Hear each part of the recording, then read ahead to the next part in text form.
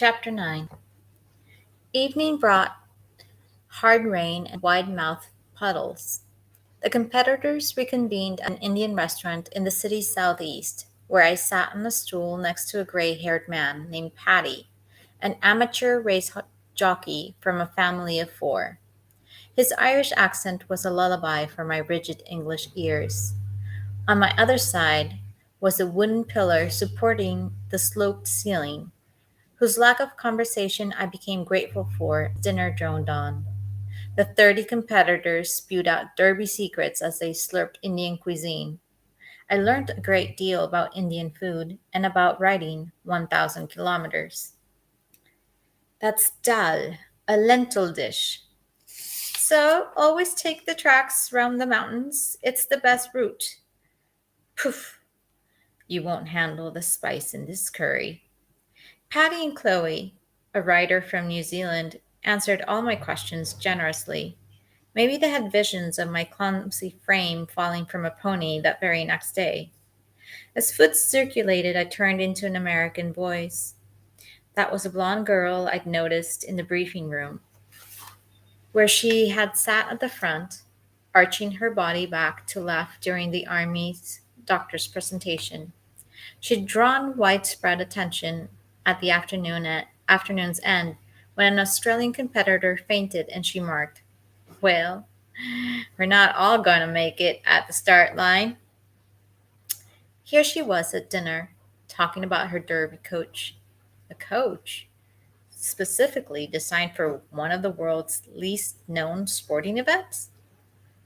Brought to the dinner table in oral form? I shot looks at bright eyed Kiwi Chloe. By now, I knew the American's name, Devon Horn, and was fast separating it from my associations with Devon, the gently rolling English county. If I don't finish the race in 6 days, I'm not going home, continued Devon, adding that she would imprison herself on the step if she didn't meet her goal. Should we hang our heads low or decree her abominable? It sounded hard enough to finish within the 10-day limit. No one was sure whether this Devon actually had a chance of winning or if her talents were limited to the oratory game. I diverted my attention to Chloe's unassuming discussion of job horse. Mine are lycra. Mine are full chaps, chipped in Patty. What to say? Mine have padding in the middle inside seams. Devon leaned across the table, replanting herself in the conversation. Wow, Patty, watch out. You're going to get a huge welt pretty quick. I looked across at her, miffed.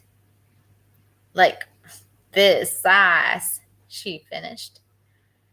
Perhaps she was looking out for me, but her lips were pursed as she gestured a shape the size of a mango, emphasizing the enormity of my incoming wealth.